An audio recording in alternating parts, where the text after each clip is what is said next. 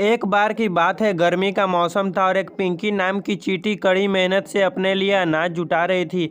दरअसल वह सोच रही थी कि धूप तेज हो जाए इससे पहले क्यों न अपना काम पूरा कर लिया जाए। चींटी कई दिनों से इस काम में जुटी थी। वह रोजाना खेत से उठाकर दाने अपने बिल में जमा करती थी। वह पास में ही एक रंगीला नाम का टिड्डा फुदक रहा था। मस्ती में वह नाच रहा था, गाने गाकर जिंदगी के मजे ले रहा था। पसीने से तरबतर चींटी अनाज ढोते ढोते थक चुकी थी। पीठ पर अनाज लेकर बिल की तरफ जा रही थी, तभी टिड्डा फुदक कर उसके सामने आ गया। बोला, प्यारी चींटी, क्यों इतना मेहनत कर रही हो, आओ मजे करें। चींटी ने टिड्डे को नज़रअंदाज किया और खेत से उठाकर एक एक दाना अपने बिल में जमा करती रही। मस्ती में डूबा टिड्डा चींटी को देखकर हंसता और मजाक उड़ाता।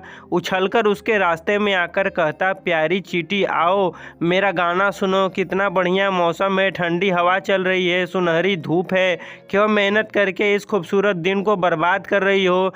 टिड्डा की हरकतों से चींटी परेशान हो गई। उसने समझाते हुए कहा, सुनो टिड्डा, ठंड का मौसम कुछ दिन बाद ही आने वाला है, तब खूब बर्फ़ गिरेगी, कहीं भी अनाज नहीं मिलेगा। मेरी सलाह है, अपने खाने का इंतजाम कर लो। धीरे धीरे गर्मी का मौसम खत्म हो गया। मस्ती में डूबे टिड्डे को पता ही नहीं चला कि गर्मी कब खत्म हो गई। बारिश के बाद ठंड आ गई। कोहरे और बर्फबारी की वजह से बमुश्किल सूरज के दर्शन हो रहे थे। टिड्डे ने अपने खाने के लिए बिल्कुल भी अनाज नहीं जुटाया था। हर और बर्फ़ की मोटी चादर पड़ी थी। भूख से टिड्डा तड़पने लगा। टिड्डे के पास बर्फबारी और ठंड से बचने का भी इंतजाम नहीं था।